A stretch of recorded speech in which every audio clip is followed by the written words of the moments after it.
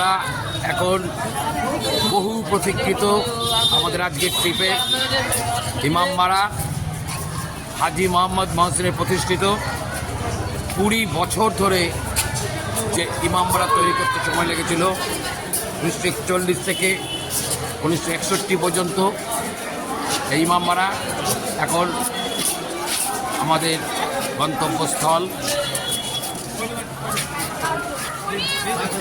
বাহ, এই হচ্ছে ইমামবাড়া, দেখুন স্থাপত্য খুব সুন্দর, প্রচুর জায়গা জুড়ে ইমামবাড়া তৈরি হয়েছে। প্রতিটি কক্ষ প্রত্যেকে উপস্থিত, প্রচুর মানুষ এসছে।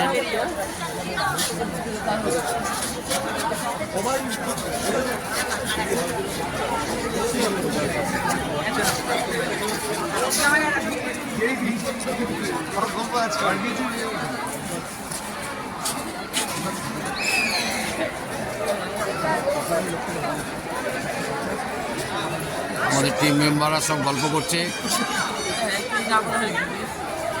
ছবি তুলছে।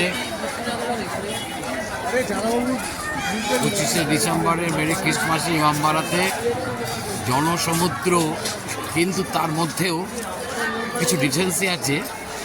ভিড়ভাট্টার মধ্যে অতিরিক্ত ঠেলাঠেলি, কেউ কাউকে গালাগালি, মারামারি, নির্ঝঞ্ঝাট নিরুপদ্রব পরিবেশে সুন্দরভাবে আমরা দেখছি হাজি মোহাম্মদ মহসিনের 20 বছর ধরে তৈরি করা স্থাপত্যের অপরূপ নিদর্শন ইমামবাড়া।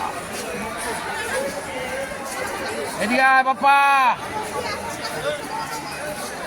ওদিকে আরো অনেক কিছু, এদিকে আয়। ও ভিতরে, ও বাবা, ওইদিকে ভিতরে অনেক কিছু আছে। সোমেন, ইমামবাড়া স্থাপত্য সম্পর্কে আপনার বক্তব্য বলুন। 1764 সালে, 1734 না, এটা কত 1541 থেকে 1561 থেকে 61 পর্যন্ত হ্যাঁ এটা করতে লেগেছে। না না, আপনাকে ইতিহাস বলতে বলেন, ইতিহাস তো সবাই জানে। আপনার ফিলিংস কেমন? ও ভাবা যায় না, আজকে যারা না এসছে তারা হ্যাঁ। খুব মিস করছে। এখানকার ওয়েদারটা খুব সুন্দর। আচ্ছা আচ্ছা, এখানে যে ঝর্ণা আছে, এরকম ঝর্ণা আমি আজ পর্যন্ত দেখিনি। মোটামুটি ইন্ডিয়া সব জায়গায় ঘোরা গেছে আমার, আচ্ছা এরকম ঝর্ণা আজ পর্যন্ত দেখিনি, এত ভালো ঝর্ণা। হ্যাঁ ঠিক আছে, আমার একদিন এখানে ঘুরতে এসে ঝর্ণার মধ্যে ফোন পড়ে গেছিল। আমি চেষ্টা করছি সেই ফোনটা পাওয়া যায় কিনা। আপনি কি লাইফে এরকম একটা স্থাপত্য প্রতিষ্ঠা করার ইচ্ছা আছে জীবনে? আগামী দিন দেখি আর কিছু করা যায় কিনা। কালেকশন করবেন, ফান্ড করবেন? আগামী দিন করার ইচ্ছা আছে একতার মাঠে। মহিমা সত্যি মহামানব, মহামানব বললেও ভুল হয় সৌমেন চক্রবর্তী, যার মহামানব বললেও ভুল হয় সৌমেন চক্রবর্তী। এরকম একটা স্থাপত্য তৈরি করার ওর ইচ্ছা আছে একতার মাঠে। হ্যাঁ, ওর 20 বছর লেগেছিল। এই যিনি প্রতিষ্ঠা করেছিলেন মোহাম্মদ মহসিনের 20 বছর। সৌমেন কত বছরটা বলতে পারেনি, তো একটা ইচ্ছা আছে। হ্যাঁ তবে একটা ইচ্ছা আছে স্থাপত্য। সবার নাম কিছু বলো থাকবে তুমি, ওখানে, সবার নাম থাকবে। কিছু বলতে হবে, বলতে হবে। কেমন লাগছে? খুব ভালো লাগছে, হ্যাঁ? খুব ভালো লাগছে। তোমরা আসলে না তো, তোমাদের সবাই কাকে দিয়ে বলছো তোমরা আসলে নাকি? সবাই আসবে, সবাইকে মিস করছি আমরা, হাজারদুয়ারি গ্রুপে সবাইকে মিস করছি। আগামী দিন আবার মুর্শিদাবাদে গিয়ে করবো। এখানে আসতে না, একতা বাবা কেমন লাগছে বলো?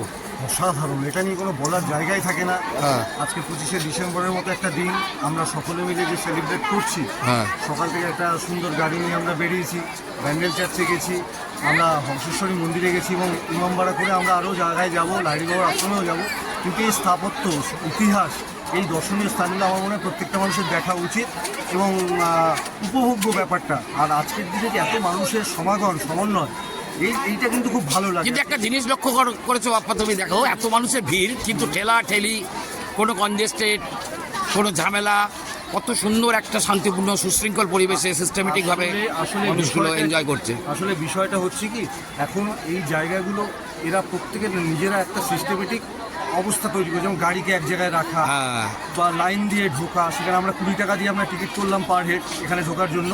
আমাদের হংসেশ্বরী মন্দিরে সেই পয়সাটা লাগেনি বা ব্যান্ডেল চার্চে সেটা লাগেনি। যদি আমরা ব্যান্ডেল চার্চে প্রার্থনা দিয়ে আমরা ঢুকতে পারিনি, বাইরে থেকে আমরা উপভোগ করেছি পুরো চার্চ বা তার যিশুর জন্ম বৃত্তান্ত বিষয়টি। কিন্তু এখানেও বিষয়টা আলাদা হলেও ইতিহাসের একটা স্থাপত্য নিদর্শন আমরা একদম লক্ষ্য করছি। প্রতিটা স্থাপত্যের প্রতিটা ইটে প্রতিটি কোনায় কোনায় যেন ইতিহাস লুকিয়ে একদম, আছে একদম, একদম। এই বাম্মারা আমরা আগামী স্থাপত্যে এটা একতার মাঠে তৈরি করবো এটা। একতার মাঠে এটা সম্ভব না সৌমেন, হ্যাঁ, তবু তুমি চেষ্টা করো, তুমি ছোট বলেছো হবে, ছোট তোমার হবে, সাথে আর এটা- কেউ না হোক শৈবালদা পিন্টুদা এরা থাকবে তোমার সাথে, তুমি এটা তৈরি করেই ছাড়বে, ঠিক আছে?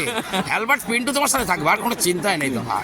আর রনি ভাই তো আছেই আমাদের, রনি ভাই যুগ যুগ জিও, রনি ভাই তো আছে, মন্টুদা, গোপালদা, সিংদা, মন্টু দা তোমার কথা ঘোষ ব্রাদার্স, হাজারদুয়ারি গ্রুপ তো তোমার সাথে আছে না, সবচেয়ে ঘোষ ব্রাদার্স আমার সাথে আছে।